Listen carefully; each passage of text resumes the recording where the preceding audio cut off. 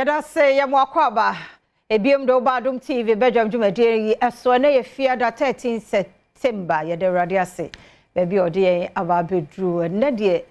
ye ba be ko Axim na Kundum festival no de amaw ti amamra ne amane ahodo na wonam baby a watumi de nsa siubu sampa me ode hye me Ghana ni na me free ha ni nyina ye de bebro na nsa na no beba no mamenko Kelmed Pharmaceuticals for ho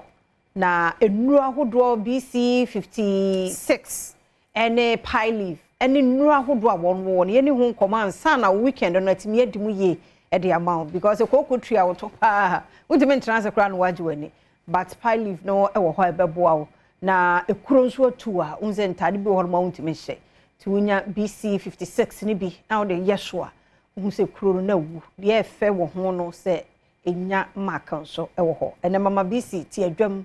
fiada bia Adom ne dom no a oba na ebedi nkomo yamo akwa abai ya na mama na bibia boko de bibia da ku adwuma mu nso bibia da ho a enu no so wo mo to de ewurade BC 56 no bibia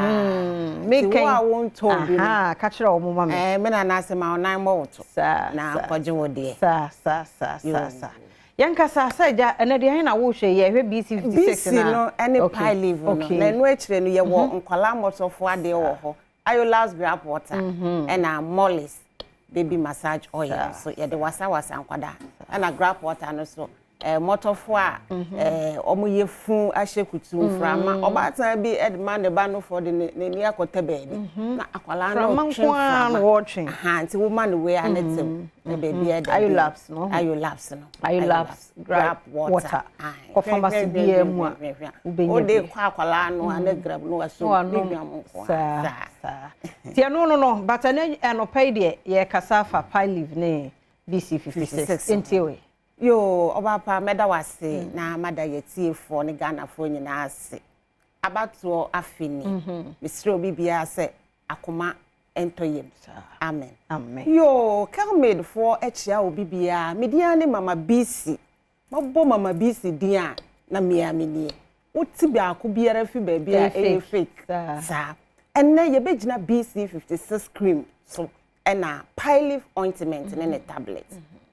Obosa ready anu wabuado papadin BC eye ekuredo wanwaso a Kelmed akofa fi India mama ba mama eye haban ma na ye de aye side effect bi eni wo kasa no kan bibi nyame nhira wo o se BC no use so a enya o etwa sa BC ewurade nyankopon sa wonya de tu wukuro so nia echi ni se woto a wodi betu dan ane enya adwuma na mmom wonya de kan ekuro no nko ade se emfia he na edi Mame, wasem nyina to atwa. BC ye anwanwade wo man mu ni aman horo so a eye nwanwa chese wote adaje bebo. Adanse a eba no nya asem ketoa. Na ekuro enketoa se bia bibi atwa eje bia to afa wonan ho nso ohye bi. Eno de ekura me na se ekoko sam. Na mmom kuku dante se diabetic wound anase slow healing wounds a adin fie bebre. Entimi nko odofo a wo hwe me entwentwen so BC 56 aba ama ye nyina adanse etwagu mese me wo asoye ho eya meka bibi se engine room se meka engine room na me pa kire wo se me wo ekuro edan mu ho dressing room ho yenim ekuro ahoro a eba maame nkrofo wo hawo na ye Ghana fo idie obi hawo eye wo hawo ti na mato mi ho asi wo se me ba be ka BC ho asem we are diabetic na ekuratu anasa kwa sori anopa ahu se unan ba bia ye tuntum anasa mpunpunja bi entwentwen so fako ayaresa bia se BC 56 e wo hospital biemu nketua mu ni akese mu se me kan nketua polyclinics any referral point se akese bebia ye you free bebia ye se kohono ekoto aso e wo ba bia okwa e be trauma no wakwa akoto uto na wuyusu a obehu sunsanso papa ewum sabi emfa ho ni mfie dudu adi se diabetes e wo ho na ekuro beto wo ho me nkan dada omunim ni amikan obi mifi hakra me kɔ hɔ no o pere no ho aba bedia dance esen sunsanso papa wonya frɛ do yi ho nti se ekuro bi anase bibi be ye wo ketua bi ne wampa ho asem anka na bacteria de ne hujima ebe ye wo so bi na atu waduro especially sa wo ye diabetic maame within 48 hours ni nia wodi wani ebe hu wo nan ho anase be bia ade na ye wo na ebe ye wanwa maame ameka na asem wo so bi na atu na duro o shop me say duro to bi ani ba bia maame fa BC eto so no de BC to so no onu ahu say yes we share edru papa en haban ma ne de aye side effect bi eni ho kona kope BC 56 say ye kuronku ade a wo so de wadanse beba mesra wo say sa wo to na ye ma wa kire wo nu wadanse sa kabi because obi wo ho no mo ane aye kan won te ye ti mesre na wa kire ma kire obi no no so anya bi ade ho wadanse afe yen chare ho no me ko pilif ointment na ne tablet so se koko na ye wo a entwentwen so enu ni bebre ewo kurom na emom ne papa no wen haban ma ne ye de aye se wo ka indian so de ho na nu papa ye ba enti entwentwen so pilif eye broni beka say hemorrhoid ana say pulse edro sabe ye mfa ntwetwe yesen enka edro bia yare bia de ka koko ho koko say yew na wo de kwa yare sabia na ye ma wedro na sa wo bedu na sa antantama maame enu ane pilif na me de ekura menti say edro bia wo ho e de ka pilif ya ye adwuma na che ya famu ache ya te adanse bebre enti na matumi ho asi wo maame entwentwen so ukọ pharmacy bia wo benya bi na me ka kwesi sen koko eya apemfo pa eyi obi biara ese se ye kaboyi enu ani edi wo ye mutim na se wo strain na se ukọ koja wonan na wo chima na veins no aye inflamed would pressure ekoda intini so anase wo rectum veins no so a na edi koko ne eba obi biara o tie me mpacho tie na supam koko no etese varicose veins se wo hu openfo ne na echi ebinimu obehu se entin bi abia ho sebe ha enye ensuo enenam eye moja enti bibi ko ti sa vein na maame wampe kwan amfaka anko ayaresabia moja betimi atu amasabe watu anananum wonse do because emoja ne twefiri wo mu a obeto aha sana pass na na se koko no etie nti opemfo no nyem na se weight eba na weight no ebeda ntini so a na akuku nti kan ho ko hu wo doctor na se wo midwife no nkyere wo ne a wo beye na se ankoba ne sa na se ebia wo ye nipa wo mu odu ana se se die kura koko no on fere obi o ye slim na on fere obi a wo so ebetimi ayew nti se enya akoye wo saa no a maame entwentwen so na wonom a tese odi anoma ebo ba akwa numa bebre wo fa edro na eye wo se wafa wadi fruit no onya akotena so a asem bi eni onya afa na wo koburundua nti pilif no wo de bi sra ba bi a ewo no so wanom bi no wanom bi emre no anya adro ani nti my number no ene ba bi a ebenya bi ene 055 266 7712 ana ba ko nse ni 059 855 3075 ukotudu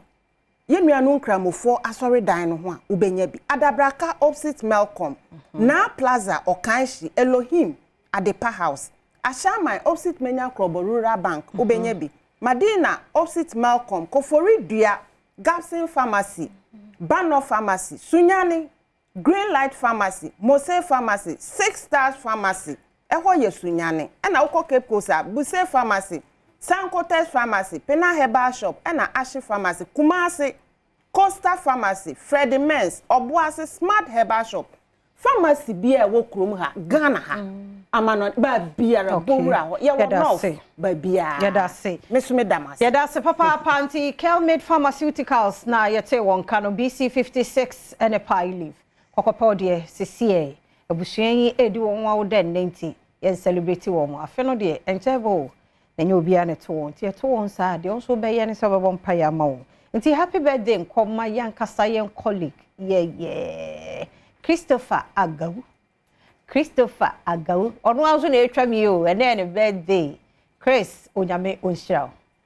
erade onye okese kosi se obe kese patenten ahoden wo mu ayare animu nkeka bi animu ne mum yedie ne nkoso ayemuma ena on behalf of the team ye wish you tene manisu nyensa peja no akeke manisu Christopher Agawu camera technician or multimedia happy birthday come on Helena Quest happy birthday Helena Quest erade onkoso anto inhiramu so patenten ne de ma urade nyum free sign mu suo mu nkwa na ohyehyɛ ma wo no di maidro Helena Quest erade inhira kwabna boache dankwa happy birthday nkoma kwabna boache dankwa erade onhira na erade nya okese kusi se obe kese na nka mpesa mehwe mu nso directors no amama hwe ntia mufa nchementi kwabna happy birthday enko emma nana agye kodie a odi kan nana wo nkwaso kwatenten ene yede emma se wahenie mu no enye nhira na wachidifo ukroma enso nye nhira de nana de nsa be shom be ye bia wokromu enye nkoso emfa emma nti nana agye kodie a odi kan nana ne da so on kama fefefe happy birthday enkoma listo well kojofojo ye lead producer ena ono so wishiwi tino enu ano no na mo mamenkai wo senya me ya Adom a kola party baso den enti ye nyina ye be hia mu nyame ya Adom September bosumi ide to so edonu ngoche 28 September wo Legon Botanical Gardens momra Kelmed for wo mo ba mama BC be ba live and colored enti ye the colors ne be to ho oba no ahye ba ko se bia afia color na wo hye na bedwam newsroom ana de aba enyum de ebesu ho ebedidi anom se last year okay erade de che ya fi so de be ma ye 28th brabeka ye ho na ye nkodi dwumadie no na you fresh drinks one madaroma ene ye de ebrewo Jamal detergent nso ka ho Alhaji Vision Herbal Clinic nso ka ho sha no so 28th December Legon Botanical Gardens ye hia wo ho Franco Trading Enterprise phones papa efie ene ho ti wo pe phone de a ye nko Franco ho open TV tabletop fridges and also air conditioner ye wo Franco de no ankasa nso ho ye ntrimi kasisi ya na ye nko Franco na phone so ne ho aka de bia no ebi wo ho Franco numbers ye mienu eno ana me de ma wo mpeke number bia biem wo ba bia 0246 422338 0246 422338 and 0555 939311 0555939311 now on a Franco Trading Enterprise any enkomo Bernard Amankwa celebration of His Grace Peace Concept a 17th edition no Basso Peace Reigns I feel so baby oyenwa National Theatre 22nd September 6 p.m. sharp a free brabeti enyom fadodo ho besa woso yare enugu woso ha onugu Jumadi media partners na de multimedia jumakuo ya fa nyina to yen so enumakuo bi ada romanso eka ho na ye de bro medin de afia abankwa tamaklo